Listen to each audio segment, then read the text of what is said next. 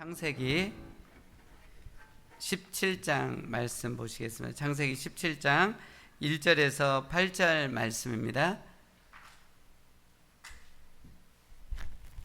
창세기 17장 1절에서 8절 제가 한 구절 읽고 여러분들이 한 구절 읽고 교독하시겠습니다. 창세기 17장 1절에서 8절 말씀입니다.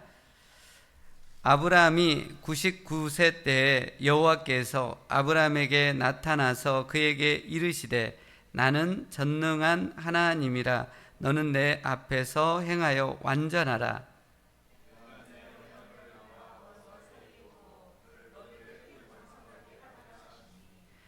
아브라함이 엎드렸더니 하나님이 또 그에게 말씀하여 이르시되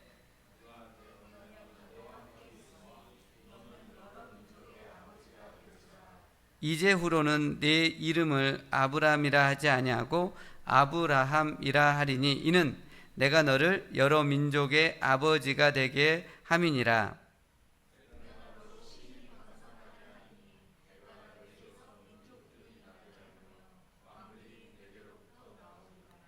내가 내 언약을 나와 너 및 내 대대 후손 사이에 세워서 영원한 언약을 삼고 너와 내 후손의 하나님이 되리라. 내가 너와 내 후손에게 네가 거류하는 이 땅 곧 가나안 온 땅을 주어 영원한 기업이 되게 하고 나는 그들의 하나님이 되리라. 아멘.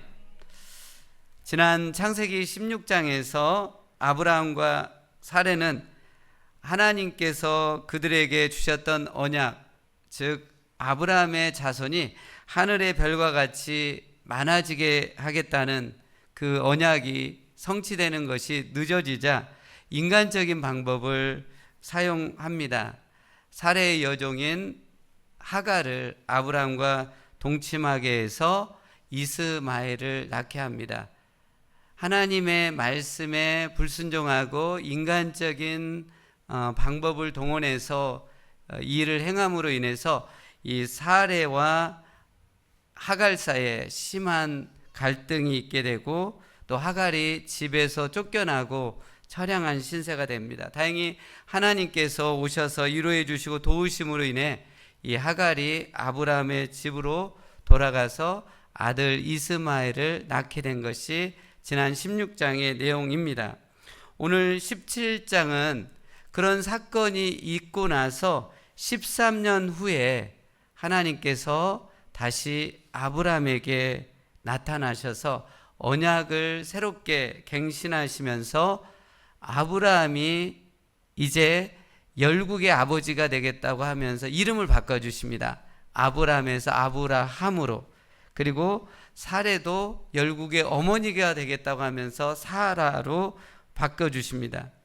그리고 언약의 징표, 언약의 증거 표시로 아브라함 집안의 모든 남자들에게 할례를 행할 것을 말씀하고 있는 것이 오늘 창세기 17장의 내용입니다. 그럼 오늘 성경 이 17장 내용을 통해서 하나님께서 우리에게 말씀해 주시는 것을 듣기를 원합니다. 첫 번째로는 하나님은 더 좋은 언약을 갖고 찾아오시는 분이라는 것입니다.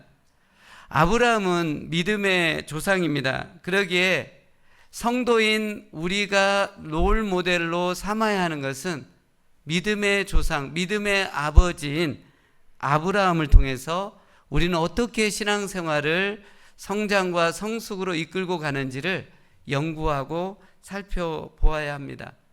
아브라함의 신앙의 첫 시작은 갈대아 우르에서 나와 있습니다. 성경에 정확히 얘기하고 있지는 않지만 여하튼 갈대아 우르에서 그 고향 땅에서 하나님께서 아브라함을 만나 주셨고요. 은혜로 구원해 주셨어요. 그래서 하나님이 지시한 땅인 가나안 땅을 향해서 그 고향을 땅을 집을 모든 것을 내려놓고 가게 합니다. 그래서 이 아브라함 주도로 집안 모든 사람들을 이끌고 갈대아 우르에서 하란까지 올라옵니다. 그리고 이제 하란에서부터 본격적인 이 아브라함의 신앙의 여정이 시작이 됩니다. 그게 창세기 12장 1절입니다. 하나님께서 아브라함에게 나타나셔서 말씀을 해주십니다. 내가 지실 땅, 가나안 땅을 향해서 가라고 말씀합니다. 하나님께서 일방적으로 아브라함에게 말씀하시면서 주셨던 언약은 뭐였냐면 아브라함으로 큰 민족을 이루고 복을 주고 아브라함의 이름을 창대하게 하고 아브라함이 복의 근원이 될 것이다. 아브라함을 통해서 주변 사람들이 복받는 역사가 일어날 것이다 라는 놀라운 언약을 맺습니다. 이때 아브라함의 나이가 75세였습니다. 그리고 10여 년 정도 지납니다. 정확한 시간은 모르겠지만 대략 10여 년 정도가 지나서 창세기 15장에 하나님이 다시 아브라함에게 찾아오셔서 그 쪼개진 짐승 사이로 불꽃이 햇불이 지나가는 그리고 그것을 통해서 햇불 언약이라고 하는데 그것을 체결하십니다. 그 햇불 언약의 내용도 비슷합니다. 아브라함의 자손을 번성하게 하고 가나안 땅을 아브라함과 그 후손에게 영원히 주겠고 또 아브라함의 후손이 장차 200년 후에 애굽 땅에서 400년 동안 종살이 하다가 하나님이 그 땅에서 그 후손을 해방시키겠고 또 애굽은 벌할 것이다 라는 그 언약의 내용을 체결해 주십니다. 그리고 햇불 언약 이후 10여 년이 지난 오늘 성경 본문 창세기 17장에 여호와 하나님께서 또 일방적으로 아브라함에게 오셔서 새롭게 언약을 갱신해 주십니다.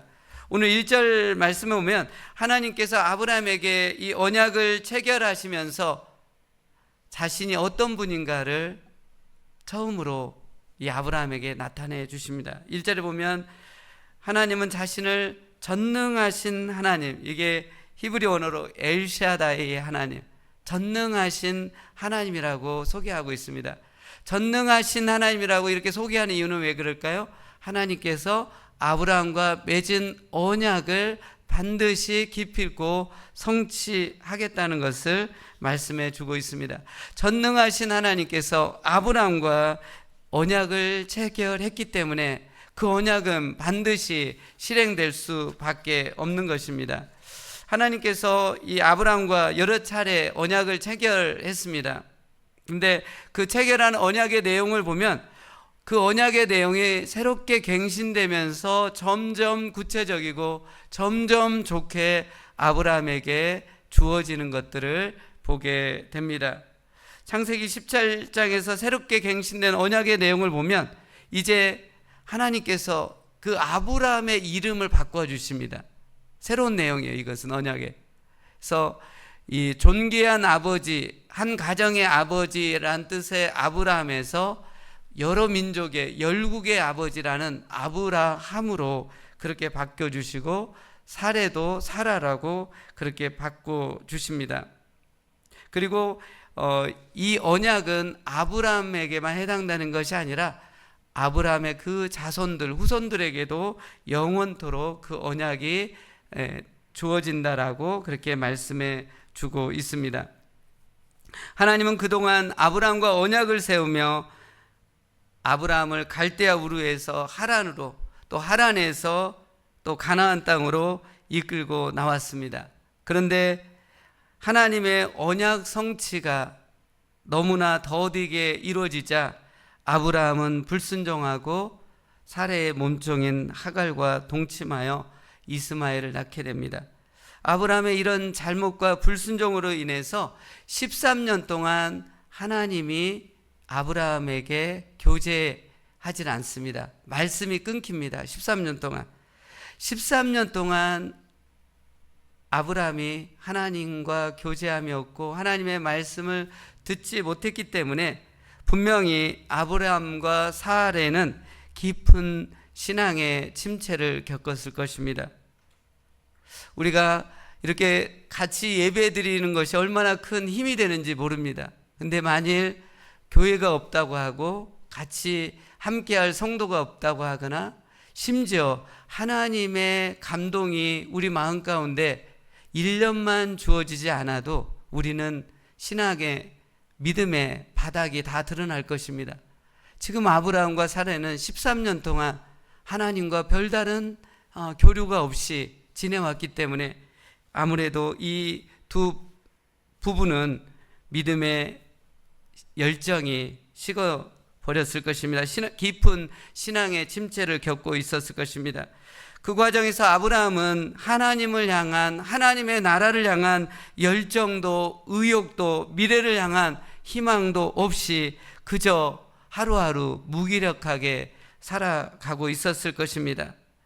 그것을 지켜본 하나님께서 긍휼과 자비가 풍성하신 하나님 마음에 하나님이 택한 그 아브라함이 무기력하게 살고 있는 걸 보시면서 하나님 마음에 뜨거운 사랑의 불꽃이 일어났습니다. 그래서 하나님은 13년 만에 아브라함을 찾아오셔서 새롭게 언약을 갱신하시면서 아브라함과 사레를 새로운 신앙의 회복으로 이끌어가는 것을 볼 수 있습니다.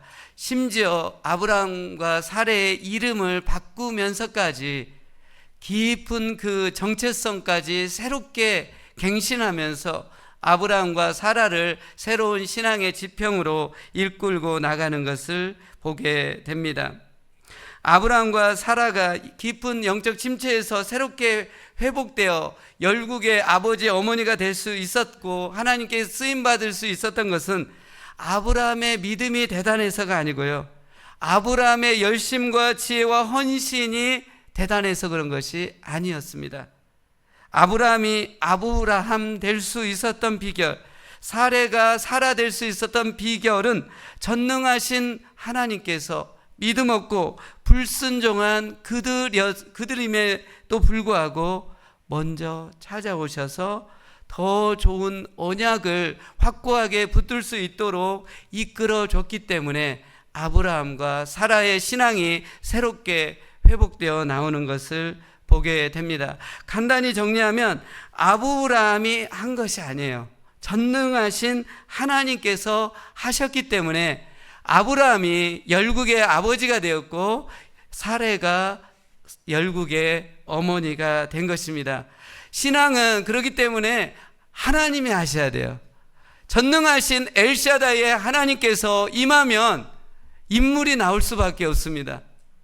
하나님께서 우리 인간이 하려고 하니까 부족하고 연약하고 한계가 있는 인간이 하려고 하니까 문제가 납니다.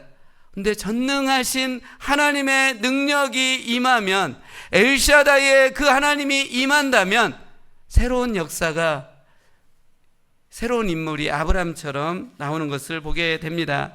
사랑하는 성도 여러분, 아브라함과 사레가 불순종하고 죄를 범해 13년 동안 깊은 신앙의 침체를 겪은 것처럼 혹 어떤 잘못과 불순종 등으로 인해서 신앙의 깊은 침체의 밤을 지나고 있지는 않으신가요?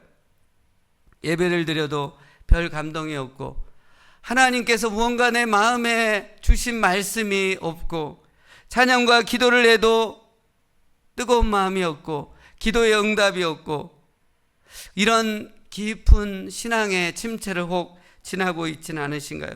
어떻게 이 깊은 영적 침체의 그 수렁 가운데서 다시 한번 헤어나올 수 있을까요? 아브라함이 깊은 영적 침체 가운데 회복될 수 있었던 그 비결은 전능하신 하나님께서 찾아오셔서 언약을 새롭게 갱신하시고 더 좋은 약속을 주시고 말씀으로 위로해 주시고 희망을 주시고 열정을 세워주었기 때문에 아브라함이 그 깊은 수렁에서 회복되어 나올 수 있는 것을 보게 됩니다. 그렇기 때문에 여러분들이 정말 신앙의 회복을 원한다면 전능하신 하나님께서 내 마음 가운데 말씀해 주시길 간절히 바라고 기다려야만 합니다. 여러분이 전능하신 하나님을 잠잠히 바라고 기다린다고 한다면 하나님은 분명히 오셔서 여러분의 마음을 터치해 주실 것입니다. 여러분 마음 가운데 불꽃 같은 말씀으로 심령을 새롭게 회복해 주실 것을 믿습니다. 시편 130편 5절 6절을 보시면 나 곧 내 영혼은 여호와를 기다리며 나는 주의 말씀을 바라는도다. 파수꾼이 아침을 기다림보다 내 영혼이 주를 더 기다리나니 참으로 파수꾼이 아침을 기다림보다 더하도다. 파수꾼은 적을 경계하며 지키는 사람을 뜻합니다. 밤에 군대에서 경계 근무를 쓰신 분들은 아실 것입니다. 그 밤에 경계 근무를 쓸 때 새벽에 동이 뜨기를 얼마나 간절히 기다리는지 모릅니다. 마찬가지로 이 시인은 지금 이 파수꾼이 경계 근무하는 사람이 새벽 아침빛을 간절히 기다린 것보다 더 간절한 마음으로 하나님의 말씀, 그 불꽃 같은 말씀이 내 심령 위에 임하기를 간절히 바라고 기다리고 있는다라고 고백을 하고 있습니다. 왜 시인이 그토록 주의 말씀을 간절히 기다리고 있는 것일까요? 전능하신 하나님께서 말씀하시면 되기 때문에 그렇습니다. 전능하신 하나님이 말씀하시고 오시면 문제가 해결이 되고 갈등이 풀리고 어려움이 극복될 줄로 믿습니다. 그렇기 때문에 시인은 주의 말씀을, 주님을 그토록 간절히 바라고 기다리고 있는 것입니다. 사랑하는 성도 여러분, 요즘 어떤 문제와 갈등, 어려움 가운데 처해 있습니까? 여러분이 직접 나서서 해결하려고 하지 마십시오. 오히려 문제가 더 복잡해질 겁니다. 오히려 관계가 더 갈등이 심해질 것입니다. 어려움이 더 심각해질 것입니다. 우리는 가정에서 내 권위와 힘으로 배우자나 자녀들을 쉽게 가르쳐서 변화시켜 보려고 합니다. 근데 쉽게 그런 변화가 일어나나요? 일어나지 않습니다. 왜냐하면 하나님의 임하심을 받지 않고 하기 때문에 그렇습니다. 하나님 없이 내 언변과 지식으로 말로 가르쳐 보려고 하는 그 자체가 교만하기 때문에 하나님의 역사가 일어나지 않습니다. 그렇게 말을 하면 겉으로는 들어준 척하지만 속에는 불평과 분노가 있을 것입니다. 그러면 어떻게 해야 할까요? 우리가 나서는 것을 내려놔야만 합니다. 전능하신 하나님께서 오셔서 해결하실 수 있도록 그 하나님을 바라고 기다려야만 합니다. 전능하신 하나님께서 여러분 자신과 여러분 가정과 교회와 일터 가운데 오셔서 일하시고 역사하실 수 있도록 그 전능하신 하나님을 간절히 바라고 기도하면서 기다려야만 하는 것입니다. 전능하신 하나님께서 오셔서 위로의 또 희망의 말씀을 주실 때 우리의 심령이 회복될 것이고 우리 가정과 교회 일터 가운데 하나님의 놀라운 역사가 일어날 줄로 믿습니다. 저는 요즘 새벽 예배 때 기도하면서 우리 교회가 영적으로 건강해지고 강해지기 위해서 필요한 것들을 놓고 집중해서 기도하고 있는데 그렇게 기도하고 나면 전능하신 하나님께서 앞서서 행하셔서 크고 놀랍게 일을 이루어가는 것들을 하나하나 보면서 얼마나 기쁘고 감사한지 모릅니다. 특별히 새벽 예배 때마다 구역 모임 활성화를 위해서 기도하고 있는데 한 구역 한 구역들이 조금씩 회복해 가는 것을 보면서 감사하고 있습니다. 그 중에 한 구역이 샘솟는 구역인데요. 이 젊은 부부들이 요즘 얼마나 매주 점심 먹고 나서 그 모임을 뜨겁게 갖는지 모릅니다. 1시간 30분 거리에 컥스빌에 있는 준우 형제님 영경자매 그 가족이 최근에 열심히 오는 걸 보면서 물어봤더니 그 주일날 오후에 있는 소그룹 모임, 구역 모임에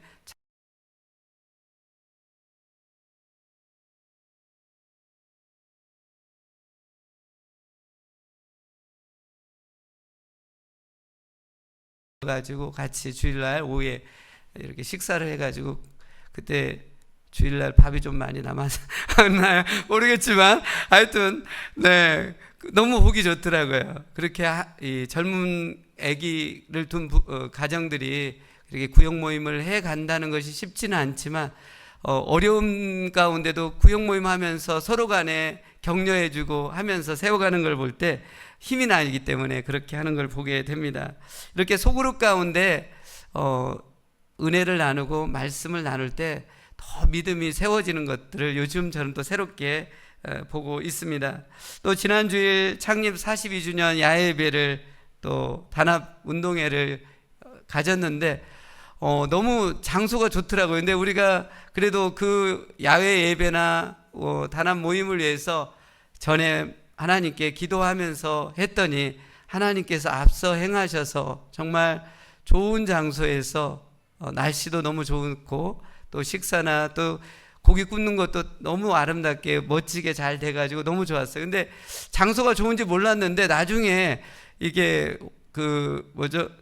유튜브에서 영상을 보니까 더 멋있더라고요. 나중에 알게 돼요. 영상을 보면서 와, 이런 곳에서 우리가 야외 예배를 했구나. 전원교회 같은 그런 풍경이었어요. 그래서 너무 하나님께서 좋은 장소로 우리 미리 또 유진기 집사님께서 앞서서 이렇게 예약도 해주고 했는데 여하튼 하나님께서 앞서 행하실 때 우리가 생각하는 그 이상으로 하나님께서 행하시는 것들을 보게 됩니다. 우리 교회를 향해서 건강한 교회로 성장해 갈 수 있도록 그런 것들을 미리 하나님 앞에 아랬을 때 하나님께서 하나하나 놀랍게 행하는 것들을 보면서 요즘 저는 우리 교회 가운데 성경 공부가 좀 소그룹별로 더 많이 일어났으면 좋겠다는 생각이 듭니다. 수요일 날마다 젊은 부부들 대상으로 또 이렇게 마더와이즈를 이렇게 하고 있는데 마더와이즈 하고 나면 그 엄마들이 너무나 좋아하세요. 그리고 작은 인원이 모이지만 그렇게 한 사람 한 사람들 안에 그 필요들이 채워지길 위해서 성경 공부가 계속 일어났으면 좋겠다는 생각이 들고 또 지금 현재로는 잘 잡히지 않지만 제가 정말 바라고 싶고 기도하고 있는 게 뭐냐면 우리 교회도 한번 이번에 총회 가서 보니까 정말 도전이 됐던 것 중에 하나가 뭐였냐면 단기 선교를 가더라고요. 우리 교회보다도 별 규모도 안 된 교회들도 하는 걸 보면서 배가 좀 아프진 않았지만 하여튼 국내 및 남미로 멋지게 한번 단기 선교 가보면 어떨까요? 그런 생각이 듭니다. 사실 저는 선교사 출신이에요.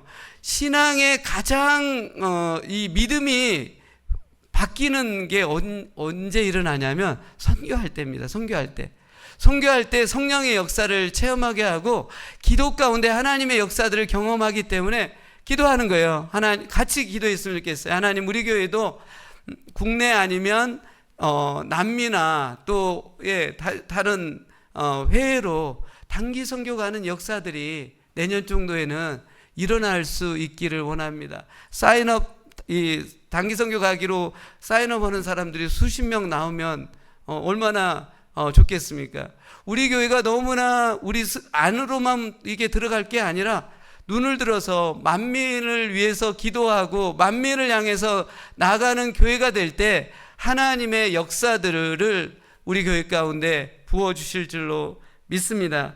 이런 것들을 놓고 하나님 앞에 기도하면 사실 이런 것들은 하나님께서 제 마음 가운데 선하게 이렇게 생각나게 해주신 것들이에요. 그래서 제가 요즘에 계속 총회 갔다 와서 이런 부분들을 놓고 기도하고 하나님께서 일하시는 것들을 보게 됩니다. 사랑하는 성도 여러분, 제가 교회의 필요들을 이렇게 제시를 하고 기도한다고 또 하나님이 오셔서 역사하시도록 얘기를 했지만 여러분 개인적으로 가정적으로 여러 가지 필요한 것들이 분명히 있을 것입니다. 연약하고 부족하고 또 지혜가 부족한 우리들이 나서서 그 문제들, 그 필요들을 해결할 수가 없습니다. 더 복잡해지고 갈등이 더 심해집니다. 전능하신 하나님께서 오셔서 역사하시도록 내어놓아 드릴 때 하나님께서 새로운 회복으로 새로운 역사로 일으켜 주실 줄로 믿습니다. 그러기에 전능하신 하나님께서 일하시고 역사하시길 간절히 바라고 기도할 수 있기를 바랍니다. 두 번째로는요, 오늘 창세기 17장 9절에서 14절에 있는 말씀인데요, 우리는 할례를 잘 지켜 행해야 합니다. 이것은 다시 얘기를 하면 우리는 날마다 주님과 함께 죽고 함께 주님과 살아야 한다는 것입니다. 우리 한번 9절부터 14절 말씀 교독 한번 하겠습니다. 제가 읽고 여러분들이 한 절씩 교독하겠습니다. 하나님이 또 아브라함에게 이르시되 그런즉 너는 내 언약을 지키고 네 후손도 대대로 지키라.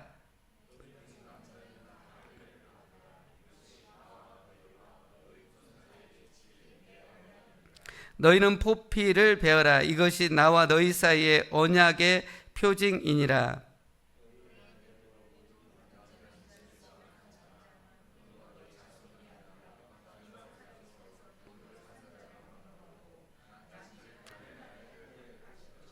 너희 집에서 난 자든지 너희 돈으로 산 자든지 할례를 받아야 하리니 이에 내 언약이 너희 살에 있어 영원한 언약이 되려니와 할례를 받지 아니한 남자 곧 그 포피를 베지 아니한 자는 백성 중에서 끊어지리니 그가 내 언약을 배반하였음이라. 아멘. 지금 하나님께서는요 아브라함과 언약을 새롭게 갱신하시면서 오늘 9절에서 14절 말씀까지 아브라함에게 어떤 언약을 주냐면 할례 언약을 지금 주고 있습니다. 할례 언약을 철저히 잘 지키라. 그리고 그것을 지키지 않은 것은 내 백성 공동체에서 끊어짐을 당하리라고 그렇게 경고하고 있습니다. 이거에 대해서 한번 잠깐 살펴보기를 원합니다. 1절에서 8절에서 전능하신 하나님께서 아브라함과 이 언약을 새롭게 갱신하고 번성케 한다라는 언약을 체결하십니다. 그런 다음에 9절에서 14절까지 할례를 언약의 징표, 언약의 증거, 언약의 표시로 주시면서 이 언약의 징표인 할례를 잘 지켜야 아브라함과 그 자손들이 크게 번성하겠다라는 그 언약을 이루어 주겠다고 말씀하고 있습니다. 그러니까 언약이 성취되려면 할례를 잘 지키는 것이 조건부로 지금 하나님께서 아브라함에게 제시해 주고 있습니다. 하나님은 일방적으로 아브라함과 언약을 체결하셨습니다. 그리고 그 복된 언약을 반드시 이루어 가십니다. 하지만 하나님은 그 언약에 참여하는 사람들, 아브라함과 그 자손들도 언약의 증표가 되는, 표시가 되는 할례를 지킬 것을 당부하고 있습니다. 할례를 잘 지키지 않으면 하나님의 복된 언약이 효력을 잃게 되고 그 복된 언약의 성취가 이루어지지 않을 것을 경고하고 있습니다. 실제로 역사 속에서 이스라엘 백성은 할례를 잘 지키지 않으므로 하나님의 복된 언약에서 이탈하여 큰 고통을 받았습니다. 전염병이나 기근이나 적국의 침입으로 어마어마한 고통을 받게 됩니다. 하지만 그 고통 가운데 다시 죄를 자백하고 회개하고 하나님께로 나오면 하나님께 다시 그 백성을 위로하시고 새로운 회복으로 이끌어 주셨습니다. 그럼 여기 언약의 표징인 할례가 무엇인가요? 오늘 성경 창세기 17장에 처음으로 할례가 나옵니다. 할례의 원어적인 뜻은 주위를 둥글게 베어내다 라는 뜻을 갖고 있습니다. 즉 할례는 남성의 포피를 베어내는 것을 뜻합니다. 아브라함과 그 집안에 있는 자손들 모두에게 할례를 행할 것을 말씀하시면서 할례를 행하지 않으면 하나님의 백성이, 언약 백성이 되지 않는 것이 구약시대였습니다.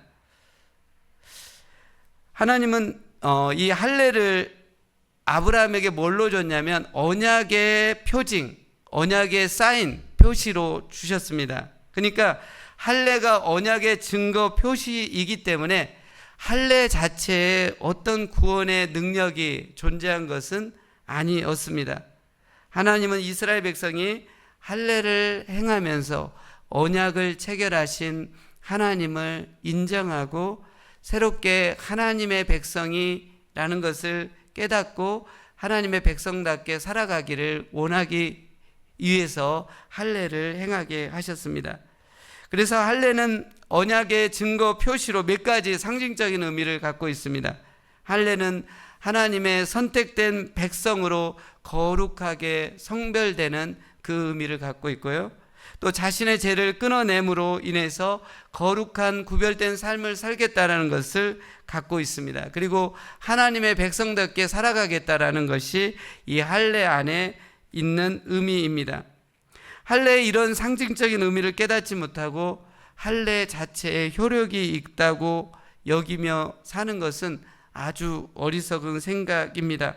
그런데 구약시대 때 아브라함의 자손인 이스라엘 백성은 실제적으로 할례가 하나님의 백성 되게 한다라는 그 믿음이 있었어요. 할례가 구원의 조건이라는 것이 갖고 있었어요.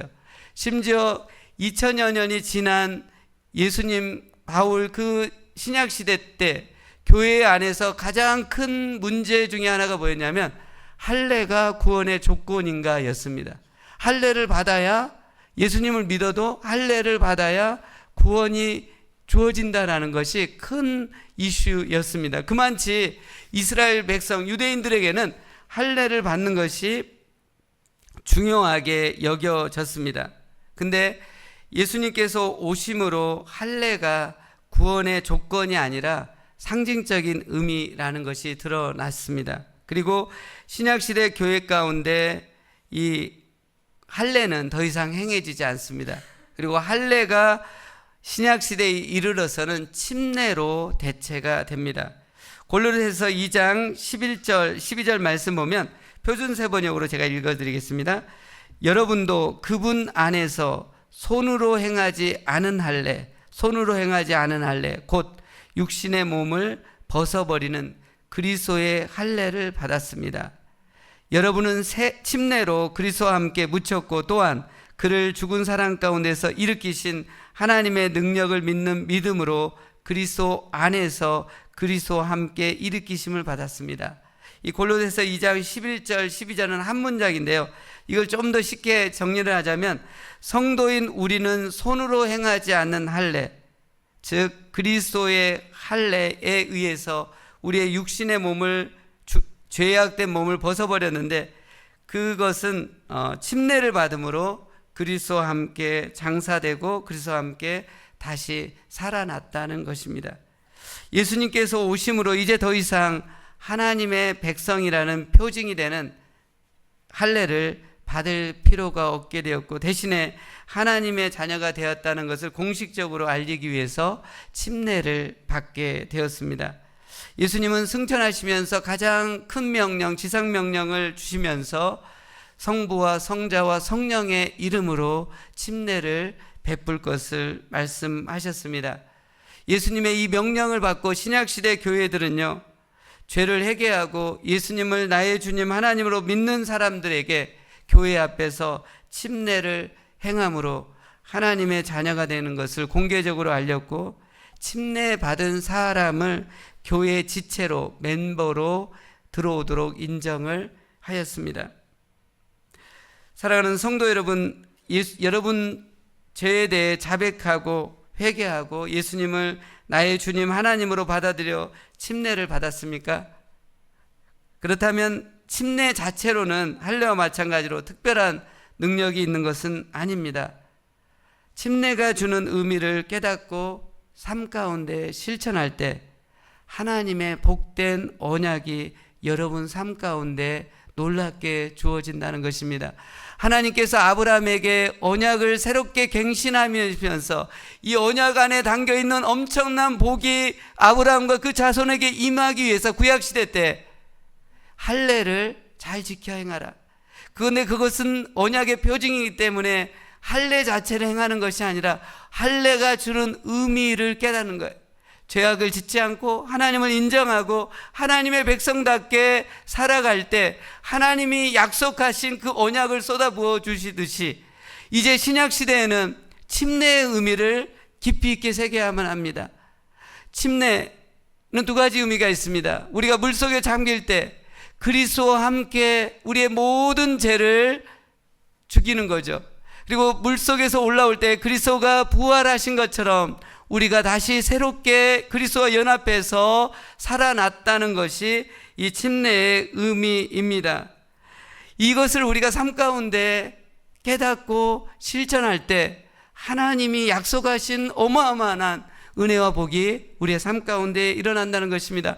우리는 그렇기 때문에 날마다 우리 죄를 예수 그리스도와 함께 십자가에 못 박아 죽는 연습을, 삶을 실천해야 합니다. 더 이상 내 마음에 내 자아가, 내 죄악이 꿈틀거리고 살아있게 하면 하나님의 어마어마한 은혜와 복이 우리 삶 가운데 오진 않습니다. 내 시퍼런 자아가 내 마음 가운데 주인으로 살아있을 때 하나님의 그 언약의 약속이 우리 가운데 오질 않아요. 어떻게 합니까? 침례를, 의미를 새기면서 날마다 우리의 죄악을, 내 자아를 십자가에 못 박아 죽이는 삶을 살 때, 그리고 그리스도와 새롭게 연합하고 내 안에 주인은 예수 그리스도라고 인정하면서 그리스도의 통치와 다스림은 인도를 받을 때 하나님의 언약이 주어진다라는 것입니다. 우리 가정 가운데 시퍼런 내 자아가 우리 가정에서 주인이 되다 보면 하나님이 약속한 그 언약이 우리의 가정 가운데 올 수 없습니다. 내 시퍼런 자아를 날마다 가정 가운데 십자가에 못 박아 죽이고 그리스도가 우리 가정의 주인으로, 왕으로 다스리고 통치하고 인도하실 수 있도록 내어드릴 때 우리 가정에 하나님의 엄청난 은혜의 역사가, 복된 역사가 주어진다는 것입니다. 우리 교회도 마찬가지입니다. 인간이 우리 교회의 주인이 아니라 그리스도께서 우리 교회의 주인으로, 왕으로 임하실 때, 그리고 그 주님의 통치를 받고 나갈 때 우리 교회 가운데 하나님의 역사가, 기적들이 쏟아진다는 것을 오늘 성경은 말씀해 주고 있습니다.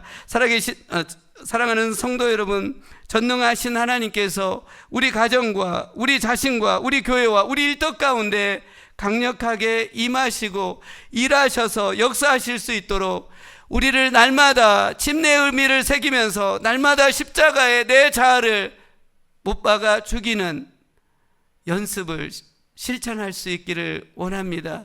우리가 주일날 오면 예배드리고 같이 구역 모임에서 나눔을 가질 때 한 주 동안 내 자아를 죽인 것들을 서로 간에 내어놓을 수 있기를 원합니다.